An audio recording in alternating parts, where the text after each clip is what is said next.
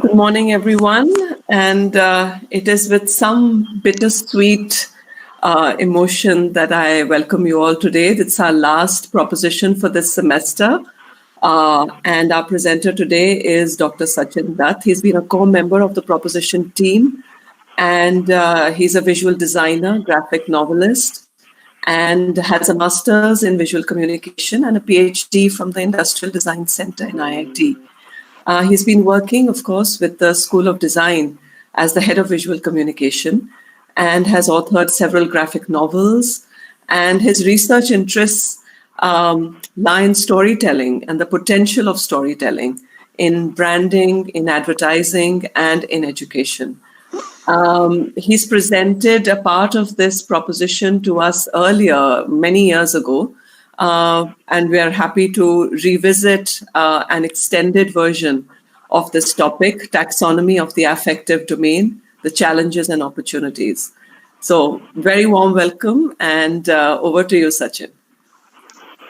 Thank you, Radha. So, is my presentation screen visible? Yes, it is. Okay. Yeah, so I will recapitulate the previous presentation, which this one is a continuation of. Could you increase the volume, Sachin? Your volume is a bit low. Is it better now? Yes, it is. Okay.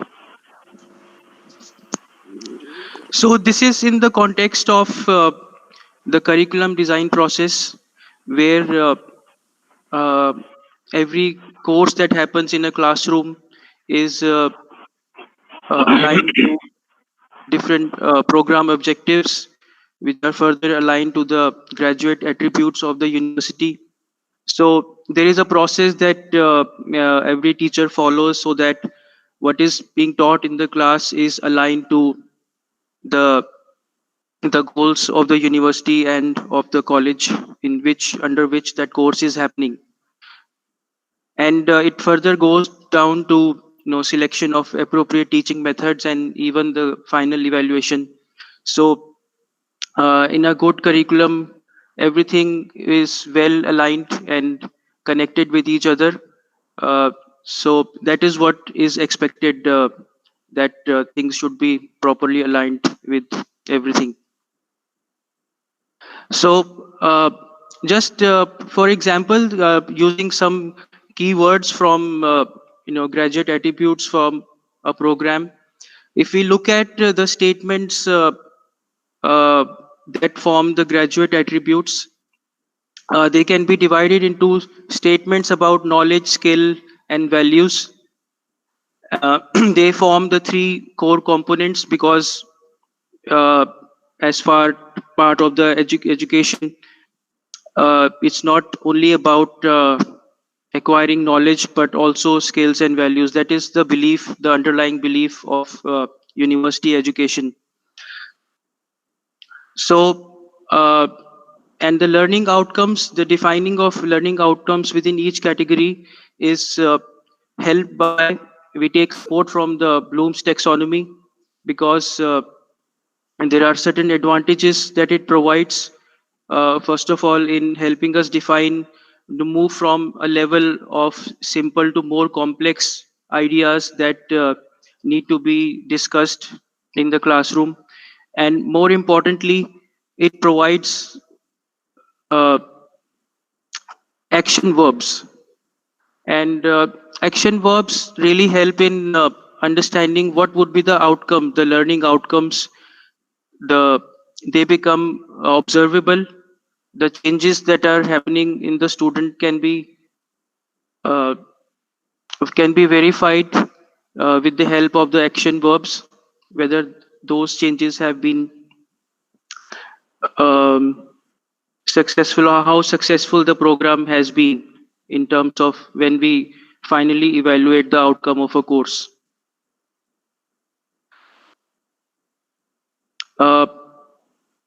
But the issue and the problem which the focus is at the moment is that the taxonomy which we use for writing the program learning outcomes, is the same taxonomy which is used for the knowledge domain is used for also skill and values.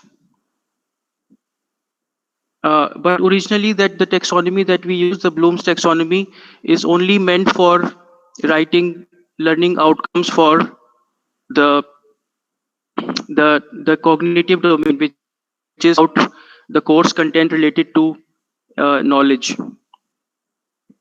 But over the years, other kinds of taxonomies have also been developed. For example, the taxonomy of psychomotor domain has been specifically developed for addressing learning outcomes in the skill domain.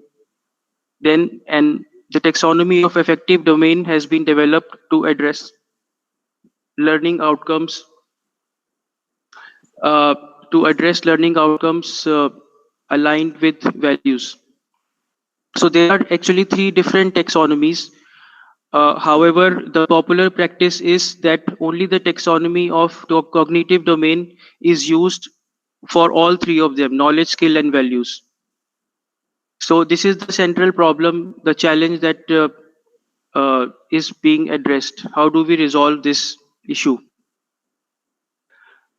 And this issue is actually well documented. It's not. I After giving my previous presentation, when I did a literature survey, I found out that this problem has been acknowledged by the academic, the educational community, and so yeah, these are the books, different books which are available for if for writing the taxonomy of affective domain and the psychomotor domain.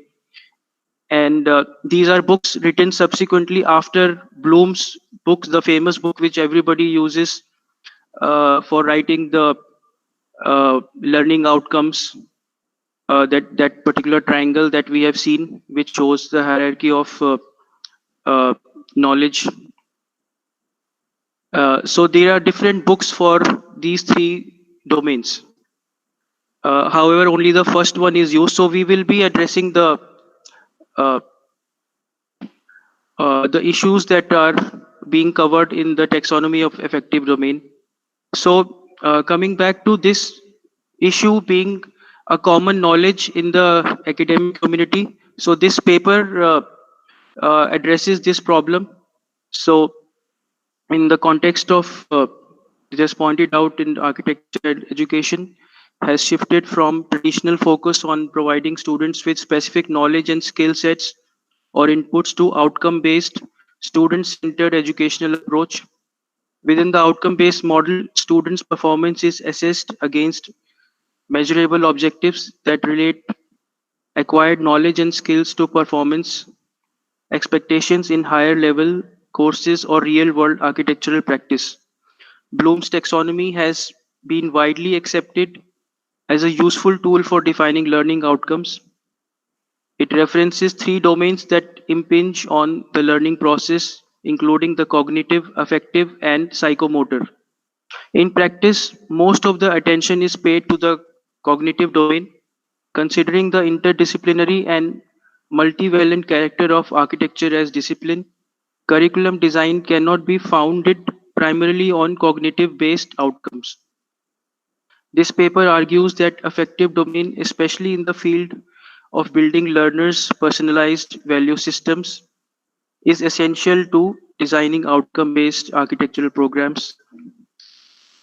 Uh, Interactive studio based education provides a platform to integrate cognitive behavioral that are necessary for professional practice.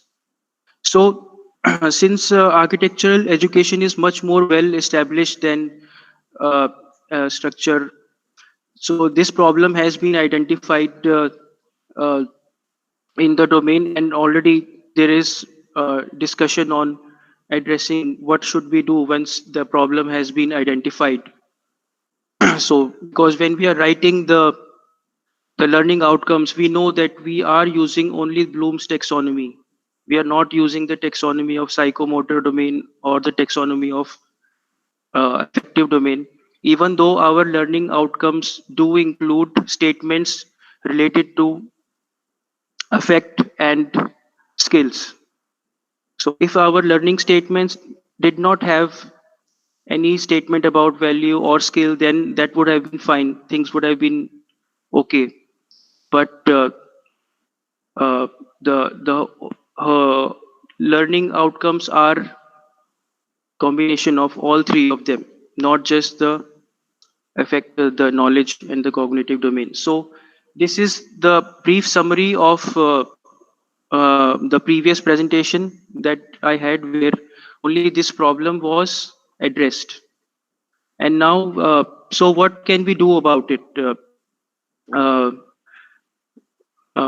so that was my interest.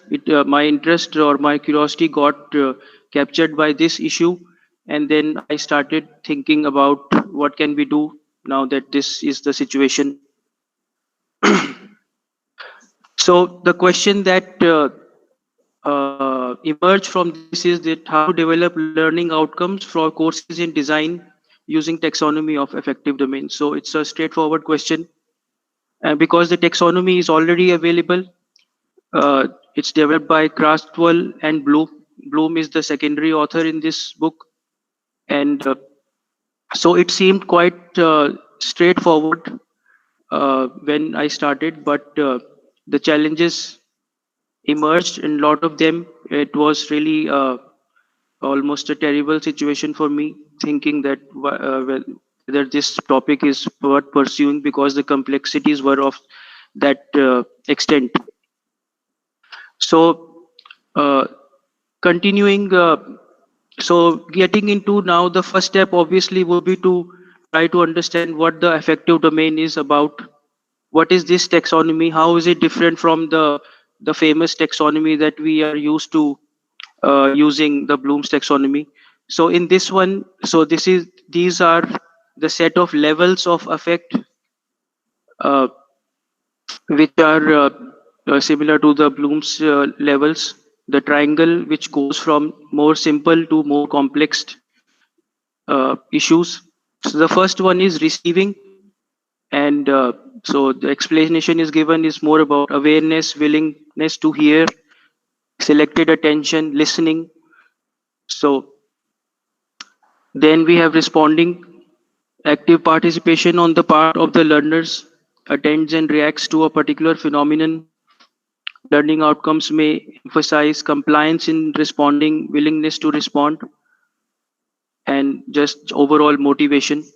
So we see the descriptions are very different from what is there in the usual Bloom taxonomy, which is trying to capture how the issues are of knowledge, but here the issues are mostly related to attitude of the student, not about how much knowledge a person has, but what is their attitude in a learning setup. So the third level is the worth or value a person attaches to a particular object, phenomena, or behavior. This ranges from simple acceptance to the more complex state of commitment. Valuing is based on internalization of a set of specified values, while clues to these values are expressed in the learner's overt behavior and are often identifiable. So here it is entering into the domain of value from this level itself. The first two levels are mostly the preparation of the person, whether how much responsive the person is. Then comes the issue of identifying what are the learner's values that are getting developed. Then the fourth level is organizes values into priorities by contrasting different values, resolving conflict between them, and creating a unique value system. Okay, so this is about decision making, making choices between, if there are two or three options, which one will a person choose? That now that depends on the value hierarchy that one has decided for oneself. So that ultimately helps in decision making about making choices. Then internalization of values has a value system that controls behavior. Now at this level, at the highest level, the whole behavior of the individual is now controlled by values. Now this in behavior psychology, the behavior is defined By other aspects also, there is stimulus response, where the individual only reacts to the situations. But in this level, the behavior is defined by the values that one has become confident in for oneself. It's more of like self, uh, you can say, knowledge about oneself, not the outside world, but what is within inside the learner. So, and guiding one's life based on what one has discovered inside themselves. So, this is what is given in the taxonomy, which is already there, it's present. Uh, but the difficulties now emerge. It sounds fine when we read about it. Uh, for example, let's say the objective, which one of the values helps define, is organizes value into priorities by contrasting different values, resolving conflict between them, and creating a unique value system. And there are further descriptions of this. Recognizes the need for balance between freedom and responsible behavior, accepts responsibility for one's behavior, explains the role of systematic planning in solving problems, and these are other things. Prioritizes time effectively to meet the needs of organization, family, and self. And the action verbs are adheres, alters, arranges, combines. These are different set of action words that we have now, uh, other than the first Bloom taxonomy. These all are different action verbs. The issue is how to include these objectives in everyday classroom practice. This is not so straightforward, and probably that is the reason this has not been used. This is just my guess, uh, because if we go back to uh, the user friendliness of, this is a terminology I'm using from design. It's a solution, how user friendly it is, how easy it is for a teacher to write learning outcomes. So it's quite learnable in that sense, the first Bloom's taxonomy. For example, let's say the teacher defines the knowledge level of a certain uh, course, an assignment at the second level, which is the level of understanding. So you have to, the action verbs are available. For example, classify, the student learns to classify and categorize information. So based on that, one can decide the assignment will be related to something to do with classification schemes in a given subject matter. And overall, there are different learning and teaching methods available by which students can learn how to categorize information. And then final evaluation can be done on the basis of how well the student can categorize information from given data, and one can grade that performance from 0 to 10. So it's a quite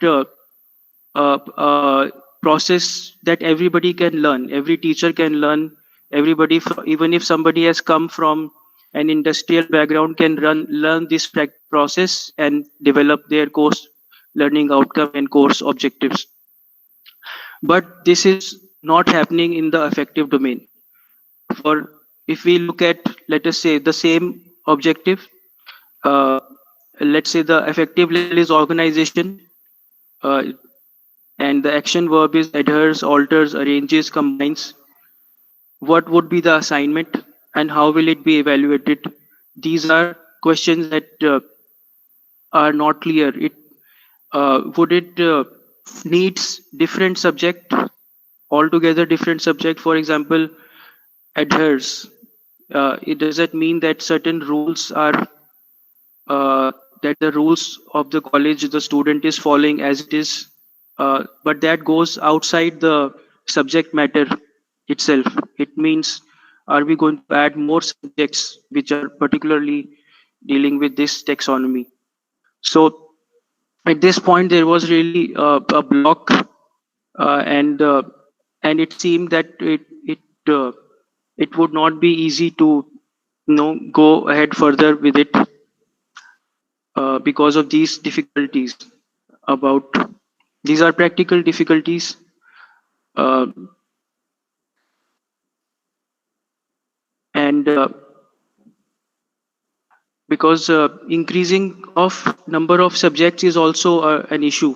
As long as we can, uh, usually what we are currently doing is uh, in the same course trying to identify knowledge, skill, and value component. We don't have a separate course. Then it will become like moral science, that you have a separate subject which is teaching values, and there are separate subjects which are for skills. It is okay. There can be a separate skill subject which is focusing only on skill, but for value it was a little it's a little challenging to have a course. So we have soft skills as a subject, but uh, we will see further ahead that the complexity of the issues of dealing with values in itself, and we will address the problems of the subject of soft skills also in that process. So but we need to go further into trying to understand what are the uh, challenges involved in dealing with development of values and attitudes as a learning outcome. Okay, so it not repeatable and reproducible, which means that other people cannot. It's not as easily repeatable as the Bloom's taxonomy, which everybody can use, every teacher can use quite easily. So affective domain is not that easy to work with. So just yeah, so this is really like going into dark now. What to do with this situation? So again, questions. When we are in dark, we ask questions. Can values be learned? Are they inherent? Because this is a very basic debate. Maybe people are born with certain values. We cannot teach them. We cannot measure them. Can we really measure them? Uh, can we really find out what the values of a person are as an external viewer?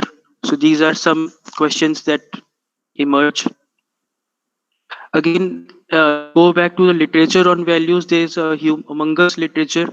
It's uh, it's in every field. There in ethics and morals. Then there are Eastern and Western point of views about it. Democratic, conservative, institutional. There is a huge. If we search for literature on values, and it's difficult to pinpoint which domain it lies in, because it's there everywhere in all domains. So that was a very tough task, almost at the point of abandoning the quest. So, but then another question emerged, that are there any scientific studies on value? So when this question was asked, there was something which was found, that when we are talking about scientific studies in the sense that they are repeatable, they are being reproduced by different researchers with similar outcomes, and then it has precedence and lineage. It has a history of development where different generations of people have worked on the same idea and developed something finally. So there is indeed one uh, theory of basic human values by Schwartz and others in behavioral science, and this really has done a lot of work developing and trying to understand from the deep history of this subject, and they finally come to certain really simple things which are measurable, and which other people can use, and they are passing this test of these three criteria. So it has limitations. It's not perfect, because again there will be subjectivity in identifying, measuring the values of people. It provides a kind of a scale. It is in a nutshell, they what they have done is they have identified 9 values which are common across nations, people from different uh, communities, ethnic groups. So this is what this they have identified. The theory has identified that there are 19 core values which are common, irrespective of the religion, the nationality of a person, and uh, this has been corroborated by several researchers, not just one. and they have a huge sample size of around 200,000 people from different countries. Where it's a huge survey that they after which they have come to this conclusion. Development, and it is still under development. The research is still going on. More and more people are trying to testify it, find its validity, and so far it is holding the ground. It has not been falsified completely. And to the extent that it is now used in European Social Survey, which is a survey which monitors change and continuity in a range of social variables, including social and public trust, political interest and participation, social political orientation, media use, moral, political, and social values. So all these the survey of trying to understand the people, because the policies that the government develops, if they understand the values of their people, it will help them in developing the right kind of policies which are aligned to the use of the needs of people. And this is also a practice in branding, where the values of the customer or the audience is what people try to identify when they are doing marketing surveys, so that their branding campaign can be aligned with the values of people. So these kind of surveys help in identifying, simplifying. This is a simplified model which we can further simplify into core value sets. These are those large number of values can be divided into uh, four simple value sets, which is values of power and achievement, stimulation and excitement, universalism and connectedness, safety and security. And uh, and also they are contradicting values. For example, when power and achievement is high, the universal and connectedness becomes low. When stimulation and excitement is high, safety and security becomes low. So this is how this whole structure of this particular theory works. uh, Not just value, but also identifying what are the contradicting values and values that support each other. So this is so I'm just going a little bit deeper into this. So how it works is, it's a questionnaire. It's a survey which is also available online, which anybody can take.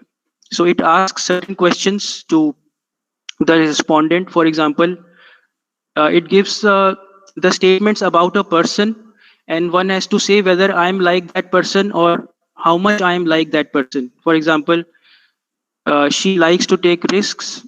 She is always looking for adventure. So if I am like that, I will say I'm a lot like that. I'm not so much like that. So, and it is separate for men and women. That is why it is addressed as he and she. When you take the text, it will address you like that. So other question is, it is important to him to respond to the needs of others. Okay, there's a typo error here. He tries to support those he knows. So, and the response is in this way. For example, if the question is, he tries to see what is good in people and not to hold a grudge. So one has to respond in terms of very much like me, somewhat like me, not at all like me.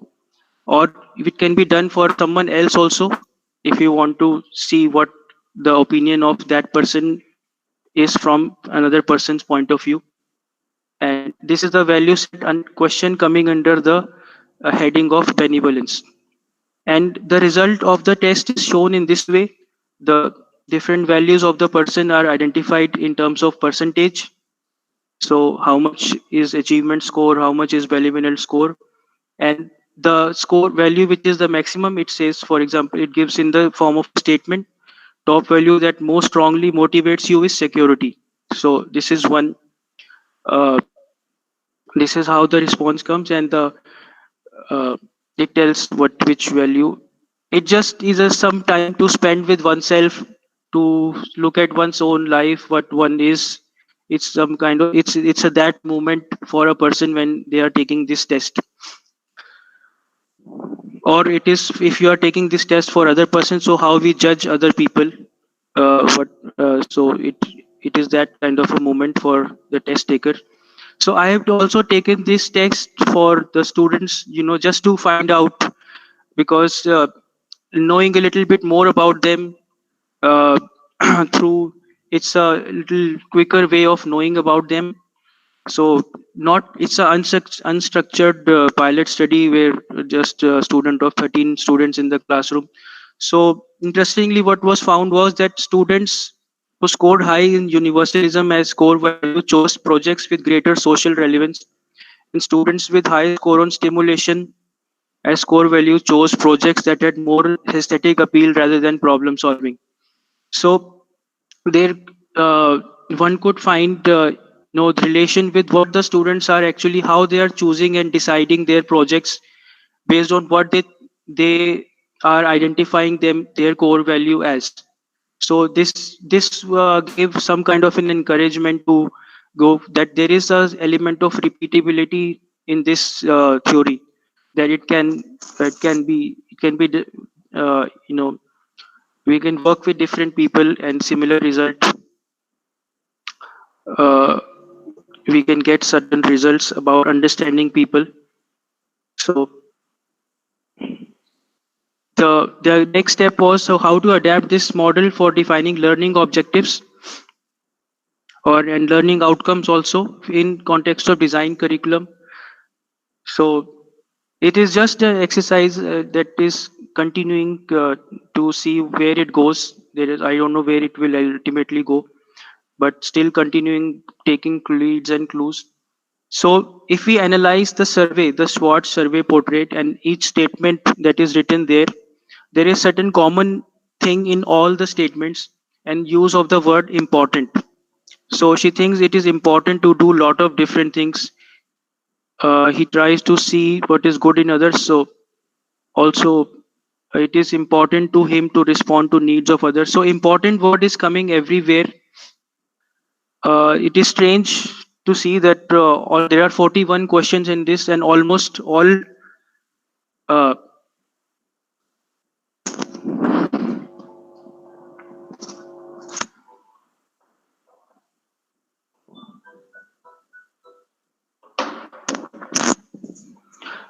all statements have the word important. And so the essential thing in the survey is that how they are measuring the value. It is measured by rating the importance a person gives to an action, a thing, a belief, or almost about anything. So so when something is important to someone, they will choose that thing and not some other thing. So this is the central thought behind, trying to see, observe how we can observe it in action, value in action, because ultimately the learning outcomes have to be observable, that only then we can measure them. So the observation component comes from trying to see, uh, yes, what is important for that person. So this is some clue which was there to develop learning outcomes further. um, yes, so all these different values that are finally coming out is different, being giving different importance to different things. For some people, one's whole personal development is important. For some people, helping other people is important. So all these 19 value sets that they have defined, everything is defining what is on the basis of what is more important for that person compared to other things. So so based on this new taxonomy, there is an attempt to develop this new taxonomy. uh, just an attempt. Let's see how it goes. So uh, so the four values that are there in that, it's a different representation of that circular diagram we saw earlier. So one value set is power and achievement, the other's value set is discovery and adventure. Then we have conformity and security, the next value set. Then peace and harmony is the last value set. this diagram, why this diagram has this kind of a visual representation.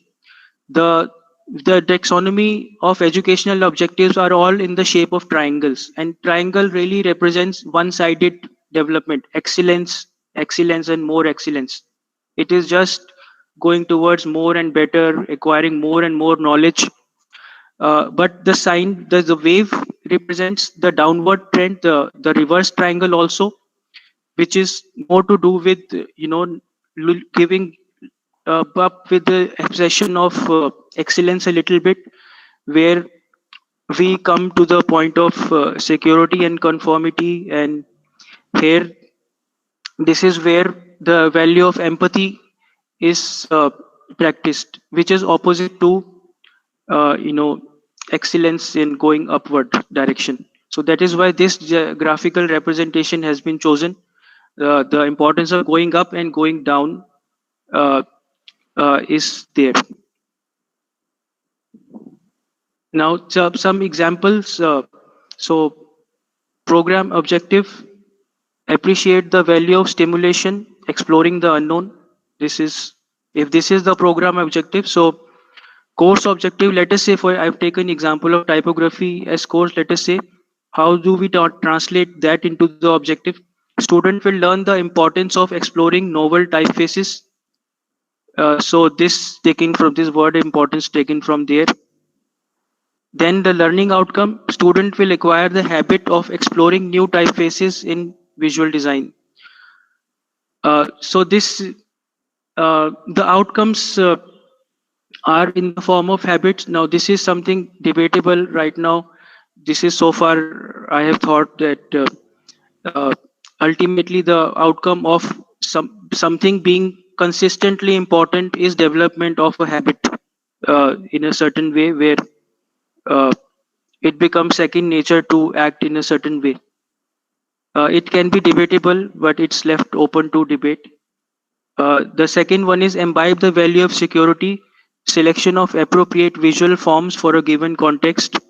If this is the objective, the course objective is translated: student will learn the importance of selecting appropriate typefaces, and the outcome is student will acquire the habit of selecting appropriate typefaces for given type categories.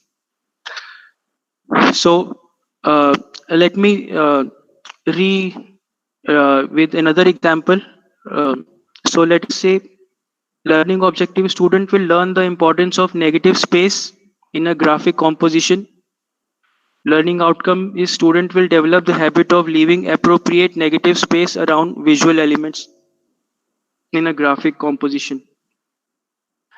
So the goal is in the classroom is to see the importance of something, in the importance of doing something, why it is done in a certain way, through comparing with other things. And the evaluation in is similar way. It's a questionnaire. It's not a direct evaluation that one does after the listening to the jury. So one has to we there can be a similar questionnaire developed the way we saw the questionnaire of Schwartz. So it is important for him to create appropriate negative space around visual elements in a graphic composition. So uh, this is the response, whether it how much that person is like that, how who values negative space. This may sound a little very trivial, and because but I want to say a context of in the context of seeing students where certain things are missed out, even when we have discussed in class that negative space is something, and we see that that being forgotten. um, um, so when we are talking about a habit, it is something that is, even when it becomes second nature. So it's something to do with this kind of issue. So the result the final result is in the form of um, you know a statement about the value that a person have, whether the person is driven by benevolence, whether the person is driven by stimulation or driven by security. And different percentage scores, again similar percentage scores about the performance of a it's not really about the performance, but what a person is like. It's something like that, not how well a person did, but what is a person like. It's more like that kind of a uh, uh, now here the thing is, the question may come that uh, we have talked about values, but how do we evaluate knowledge and skill? What about the evaluation of knowledge and skill? Even if we for the time being accept, though that is itself contendable, whether this is how well good this is or useful this is, the question will still remain, what about the evaluation of knowledge and skill? So there is a if we for a moment look at these words, so knowledge, value and skill, but in the domain of design, with what we are used to hearing, the words that we have grown up listening to are experience, empathy and human centeredness. These are the words that we are using in our classrooms on a daily basis. So, and if we look at this is the same, this is a diagram. If we say experience, the word experience, it contains a complex mixture of knowledge, values and skills. It's all, we cannot separate them. It's difficult to separate these three things the way it is discretely separately at the currently. Or if we look at the word empathy, it is also a complex mixture of knowledge, values and skills and human centeredness itself. And we have seen in our own discussions when we were writing the program objectives in with the design faculty, we have discussed it so many times that in this course, how can we only separate and judge knowledge component in it separate from the value component and from the skill component? So uh, because in design everything is intertwined, connected. And if we look at skill and if we try to translate as craft, in design we have craft is more valuable to us than just a raw skill. And craft is encompassing all the three things. We cannot say that craft is purely a skill based activity. So so in that sense, the affective domain is covering all the three: knowledge, skill and values at the same time. It's not only covering the value component. So yeah, this is affect is combination of all the things coming together. And so the ultimate is a qualitative evaluation, not a quantitative one. And it is a statement about the identity of the student. For example, we look at the student, that things that are important to him and the habits that the student has acquired over the 4 years, and things that are important for her and the habits that she has acquired. So and so this is ultimately is the about identity of who the individual is. So these are some thoughts that are following from the questions that were asked.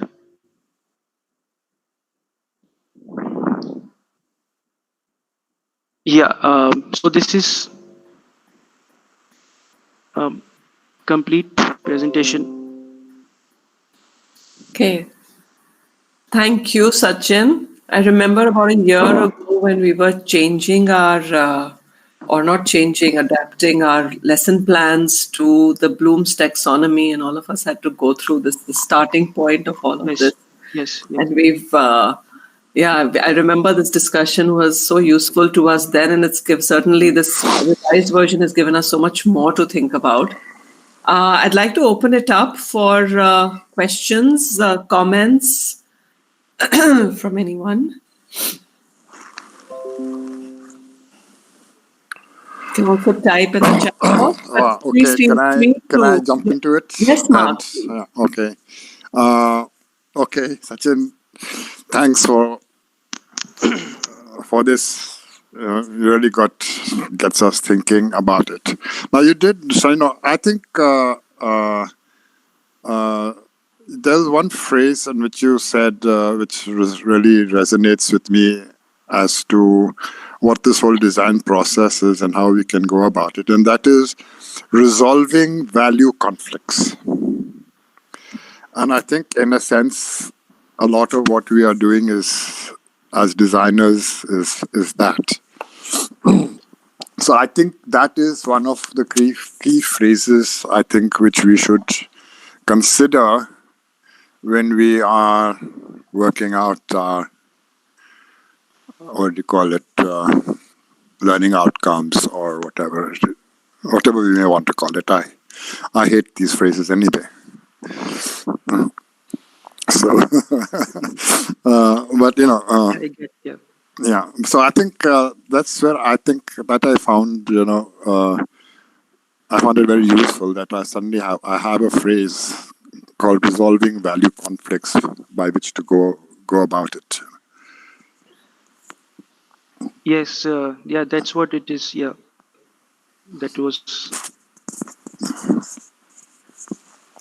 is one of the central things. Yeah, so that is at least in the architectural field. That is really that is what we are doing. Really, is resolving conflicts, different values. So for instance, it could be a conflict between a structural value and an aesthetic value. Yes. And how does one go about resolving that? And the skill. And the other thing is that how do we deal with a word called imagination? That really, yes. Yes. How to evaluate it really flummoxes me. Yes, yeah. This is something. I've not seen. Yeah, this is another question emerging. Sorry to bump in, but what about the word creativity also? Yes, indeed.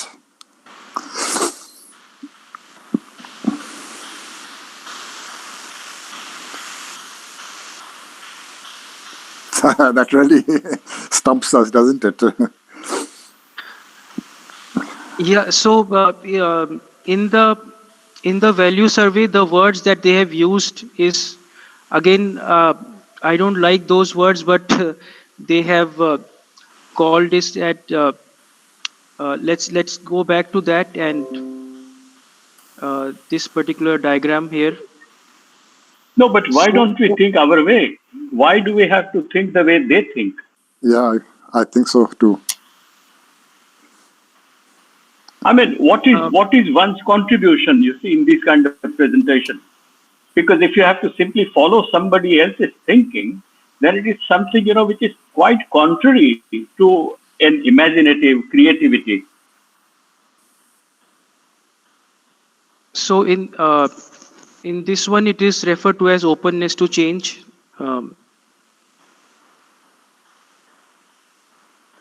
How do you grade these things? That is my thing. Eventually, we have to put a grade to it, or some sort of numerical evaluation, which I totally hate. I must confess. Mark, I still like the word spark, which you taught us like 4 years back, and which even till date I use in every studio. Yeah, but the spark. Yeah, so spark would be translated into creativity or imagination or enthusiasm, and yes. So participation, like Sachin mentioned, also. No, but the spark also has got to do with individual mind. Yes. And I think individual mind is so important in the field of creativity because every mind is different. And how can you really, sort of systematize a straitjacket thinking, I mean, the whole purpose of taxonomy, the founder of taxonomy, was to categorize and understand organisms. I mean, it has gone far beyond, you see, by those who have completely lost this initial meaning, you see. Wow. And to apply that into these other fields of creative, pursuits is something which I can never understand.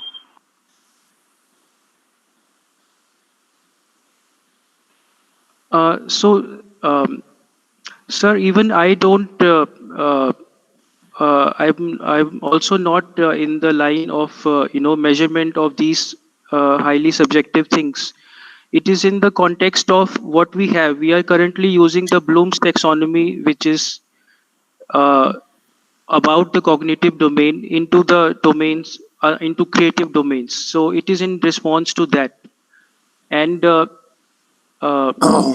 there is this thing about following a lineage, a theory which I'm is sorry. I'm sorry to interrupt. I'm sorry to interrupt you. Because I want to understand. You see, I really want to understand because you are in academic, you're yes, sir. teaching, you have an experience, you have a kind of, education from IDC in Bombay, where one of my friends was for a very long time connected, and he's very different. So I want to understand how do you how do you deal with this kind of approach with the students? I mean, I'm sure students must be flabbergasted. Have you ever taken their opinion about this kind of approach to sort of stigmatize and or sort of categorize thinking? I mean, every mind This has its own abilities, to sort of grasp, to synthesize, to analyze.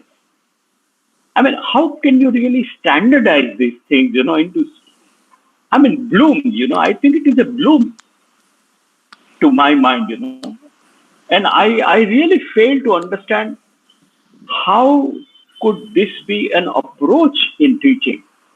Maybe you are interested in this kind of, research and you could pursue it in your own way. But to make this as a kind of academic approach is something, which I can never understand, you see, because, for example, I have never studied this. I have only known this topic by my visits to natural history museums, you see, where you have charts, showing taxonomy. And that is where it makes tremendous sense to be, because otherwise, to really understand the organism and to understand the kingdom, the entire animal kingdom is very difficult. So there, it makes perfect sense. And I always make a point to visit natural history museums, you see, because for nature is a great teacher. So that I can understand. But to make such things, as an approach to design is something, which I can really not understand. I'm sorry, maybe I'm completely out of the context. Sir, I'm not using these in the classroom. This is a separate research interest, which is not something which is I'm practicing. It's a separate research interest, and it's a proposition. Uh, But then in that case, can you not relate this? Can you not relate this to your creative work? Can you not really present this as something, which actually aids your thinking? And can you not show us the results, which you come up with, in terms of creative areas? Because ultimately one would really like to understand how one minds work, yes, I think what this comes about is that those who evaluate our teaching, insist on us having some kind of a objective way of evaluating, and and a lot of the conflict, or not say conflict, but the dissonance happens over there in that area is that we are expected to teach and evaluate in some kind of a objective manner. And the problem is that we're dealing with a lot of what we're trying to put an objective layer onto what is essentially a subjective issue. So, can I come in? Yes, please. Yeah. So, Sachin, you when you started initially, you were talking about getting something specific, a taxonomy that's specific for the creative fields, right? So that's where your start point was, and it seems that the kind of the direction that this research has taken in terms of talking about values is as relevant in a non-creative field as it is in a creative field. So how are you actually talking about the creative field? Because this is the question. Why isn't the work on the Bloom's cognitive taxonomy by itself and not attaching a value system to it, which is a different domain of, I mean, you're talking about a different the affective domain now, and neither of these two things seem to be talking to each other as far as design is concerned or the creative field is concerned. So that's one discussion, one direction of, I mean, one thought that I had when I was listening to you, and the other is that what you're talking about values are human values, and what Mark was just referring to was values of design. I think you have to maybe separate these two things very clearly.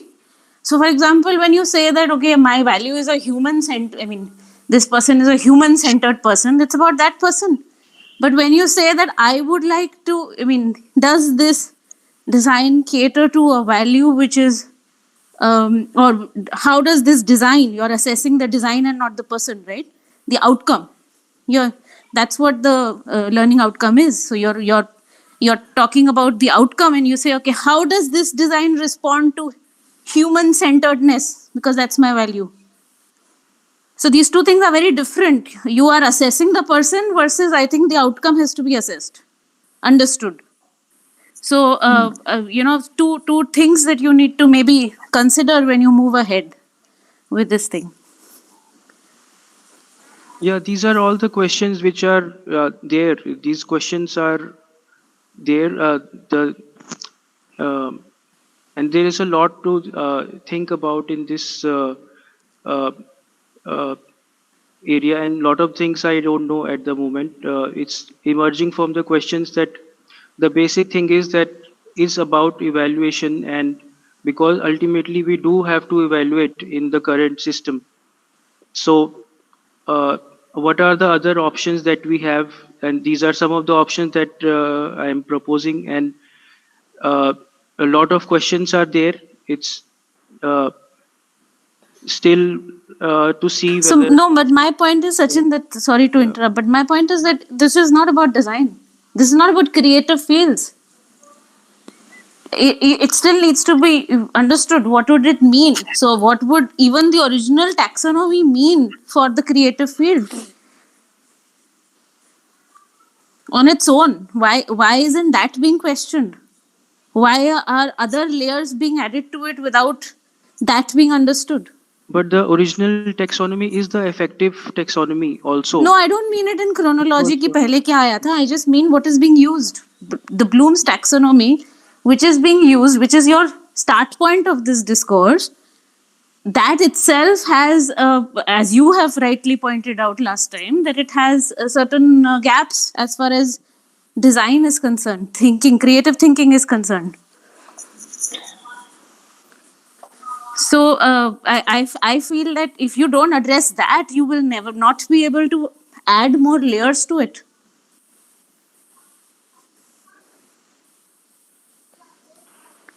Can I come in? I don't want to sort of take over, but can I come in, Madam, what you're mentioning on 2 points.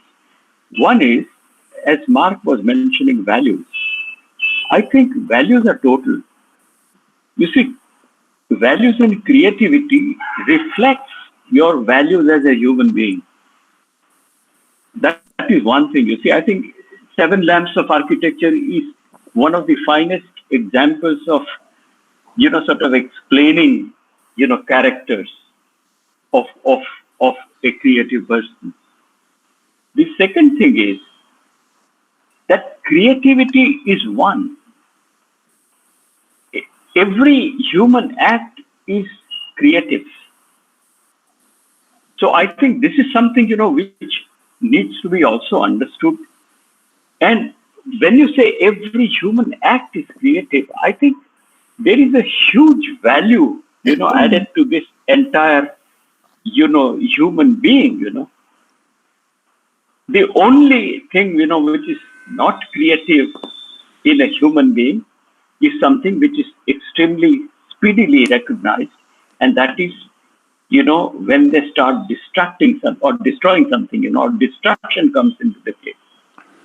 And we actually immediately put aside this kind of human beings, you see, which have this destructive tendencies. But otherwise, creativity is in every human act. And human values, in a sense, are totally reflected in creative pursuits, you see. That's why, you see, it is said that I think ultimately your work reflects your own inner being, So I just wanted to add these 2 points to your discussion. What you are saying is absolutely true, madam. So, thanks. I do agree with what you're saying. I mean, these two things are definitely absolutely important to consider. But my point was that when you actually talk about the taxonomy, so if you really look at Bloom's taxonomy, it puts at its highest this word called create. So at the bottom is, please correct me if I'm wrong, Sachin, the bottom is understanding. The No, bottom is remembering. remembering. And that goes to understanding, then it goes to analyzing, and sequentially reaches creating. And that's where the disconnect is. Because it seems that you can only create once you actually gone through all of these processes of, and you actually don't end up creating how it's used in business or other management related domains. That creative really is something that is a higher degree of expression for them for in that. But in our domains, in how what we do, we think even remembering is a form of creation. I mean, there is some creativity involved with the process of remembering and understanding. So that's where the disconnect happens with the taxonomy, which could be addressed in terms of the terminologies more than anything else. Yep. Not the process, not the method. So that's what my point was.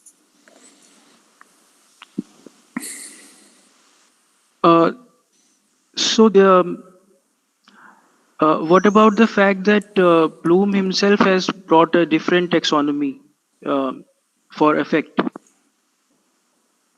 Can I come in briefly, because I have to go to campus? And just because this is very revealing of the entire process, Sachin, that you're still worried about Bloom. I don't think Bloom's worried about us. So what I am hinting at is that you're kind of churning certain things and you're falling short of churning out of some sort of fear or restriction which is borne by your mind entirely, I feel. Because what you saying that, of course, these have to be followed every day in a classroom. Why? Why are you restricted by, the given? And also, please bear in mind that these systems were developed, encouraged, branded, marketed in monoculture societies, where, monolingual, monoculture societies. So are we encouraging that through education, that you have to be all monoculture and monolingual? I mean, that is something we need to kind of seriously, think about, take on board. And also you mentioned the third point is you mentioned scientific repeatability.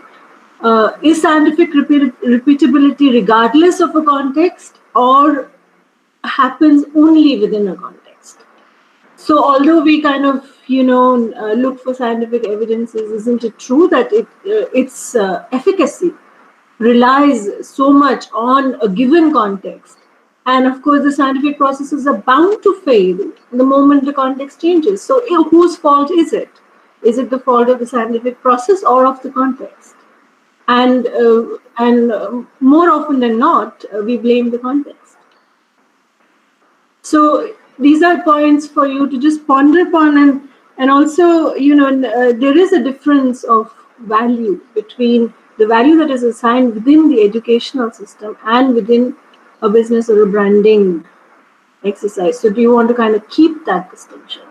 Is there a difference between a commercial business and a educational setup? Maybe not. Maybe you decide that there isn't. Well, let's have clarity on that so that there is no confusion. You're blurring the boundaries. You're going from one to another system without actually realizing that they may be. So also, Professor Vasara's and Mark's point about creativity and imagination. Yes, I think all human act is creative. But all forms of creation could also be destructive. So that's where the value comes in, I guess. I mean, I'm just thinking aloud. That's why the value comes in, and in cultures where there is a strong belief system, where there are ways of going closer to the truth, then you know that this where the ultimate goal is to be closer to the truth. So what is that truth we're going closer to is guided by those values that are embedded in a culture. So what is that culture? What is that culture you want to inculcate in the students, encourage in the students, where every process of creation, creativity, imagination takes us closer to the truth? And what does that truth look like? These are fundamental questions that are not going to be addressed by Western civilization for us. Totally not, because it's not in their interest. Let's get that straight. They're not going. Why should they address it for us? In fact, they're going to. It's inconvenient for them. All these things. Belief systems are a huge inconvenience to linear thinking. Of course, it is. So why are you kind of falling short of really shaking it up? Why you kind of what is the reason? Because this is the only domain where you can shake things up till the soil. If you're going to throw a mango seed on top of the soil, it's not going to grow. You have to dig. Depends on the seed, right? So you have to sometimes dig deeper to plant the seed. So why are you falling short of tilling the soil? Is my larger question, which may these questions are something I also struggle with. I think something that many of us struggle with.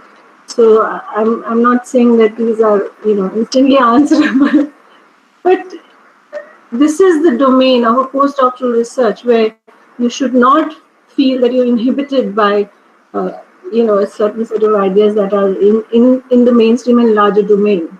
Because I know NAC is guided by this, and it pushes us to have lesson plans. Okay, fair enough, but let's move forward. Let's change the road, as Gandhiji would say. Speed is immaterial if you're on the wrong road. There's no point going on 7th gear if the road is wrong, because it's not going to take you anywhere. So maybe we need to change the road, not the speed, which is a much more difficult task because we don't know our destination.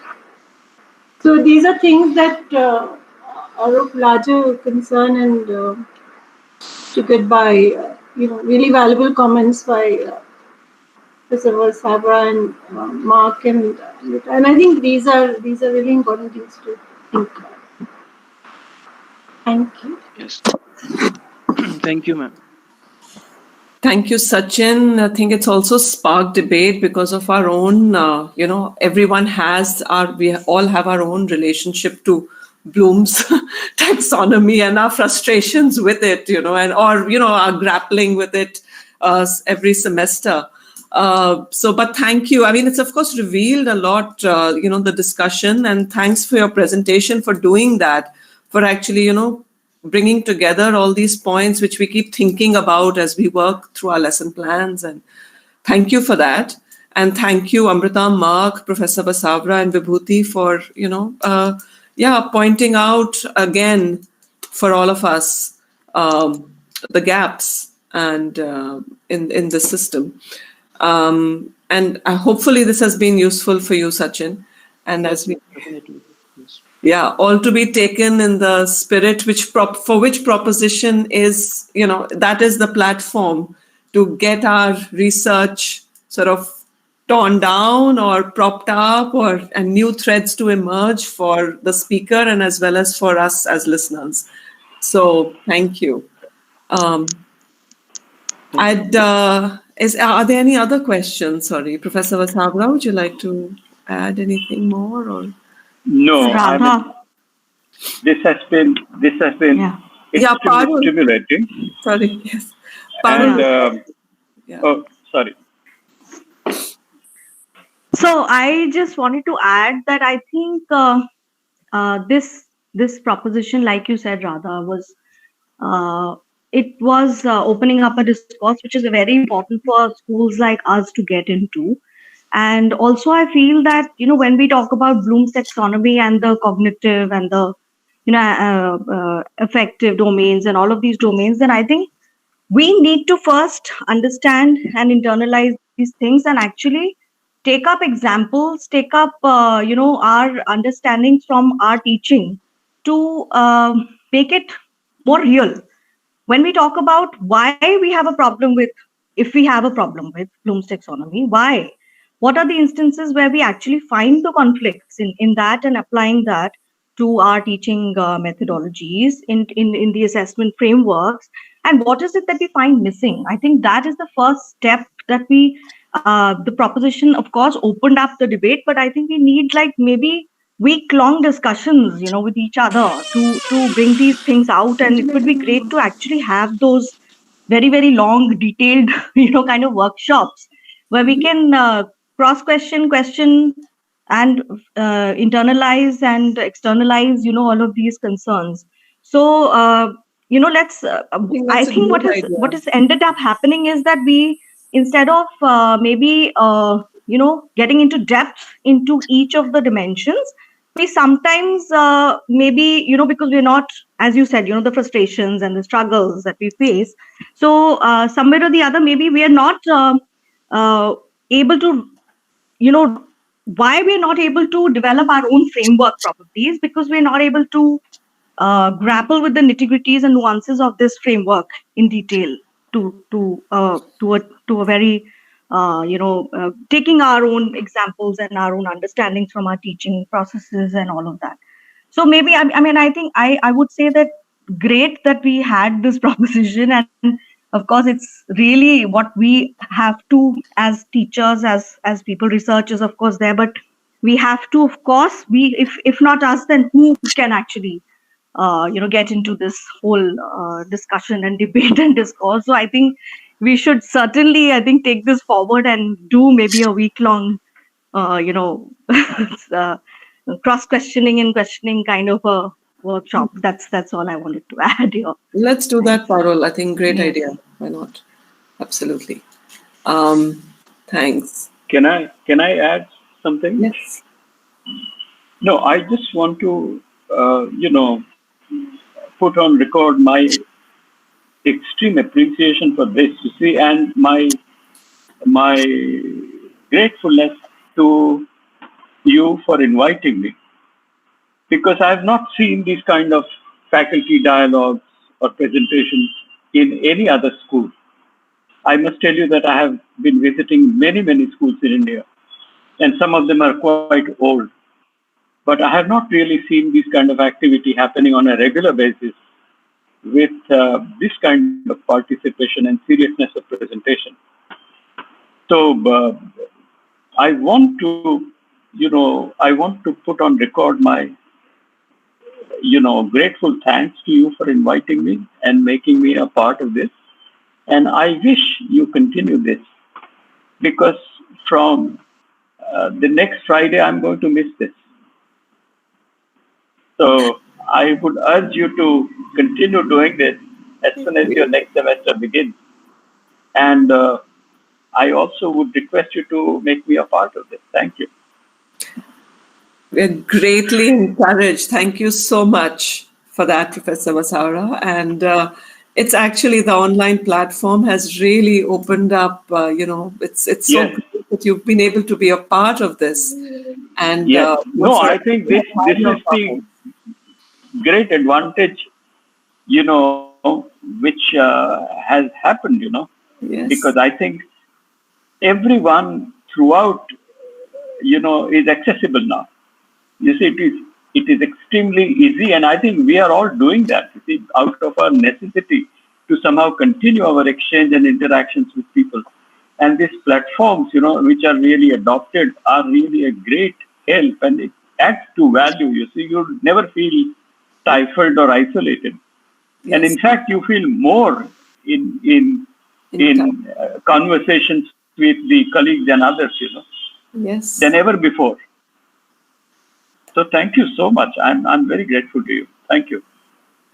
Thank you. We will be back, let me assure you, definitely. At the start of the new semester, it's taken, I think this academic calendar has undergone a slight shift in terms of dates. So we will wait to hear when our next semester is going to start, which is when we will, approximately around that time, when we are through with our exams and for this semester, we will be back, definitely.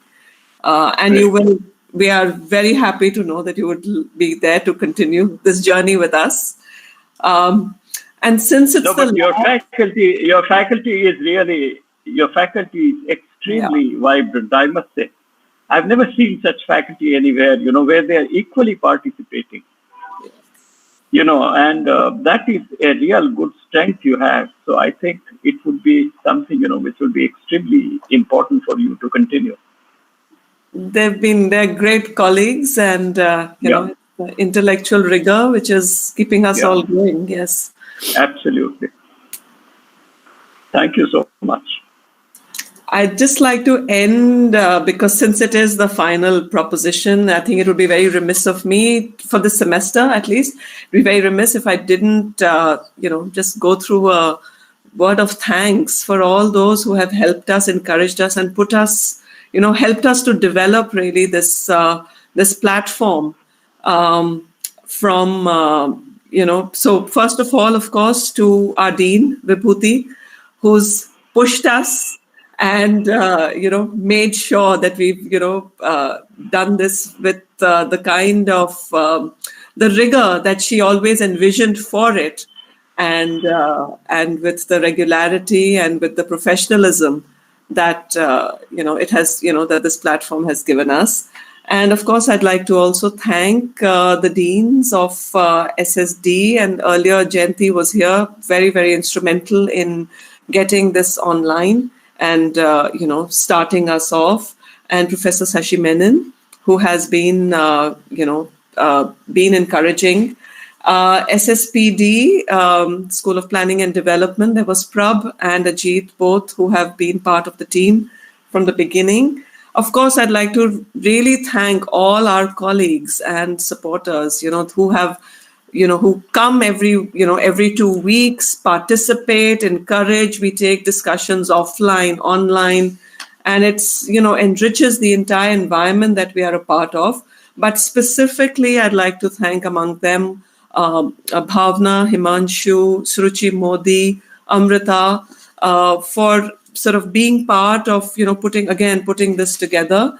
And not to, the speakers who week after week, I think it takes a lot to put half-finished or, just in-process ideas out there for all of us to discuss and debate. It has so enriched this platform.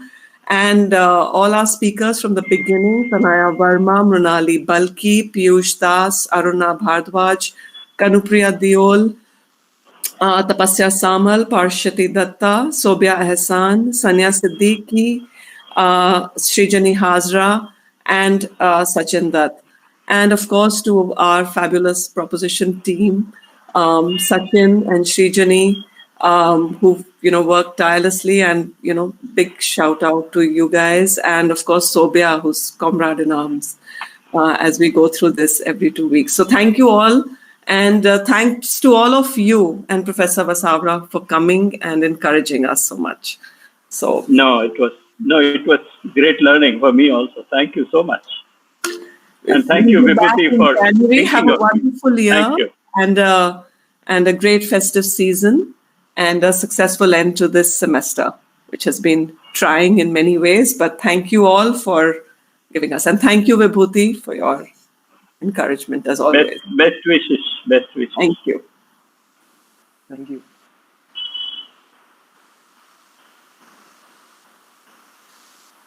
I guess we can stop recording now.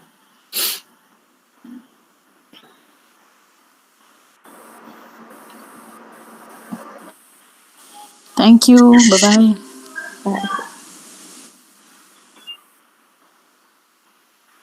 Bye.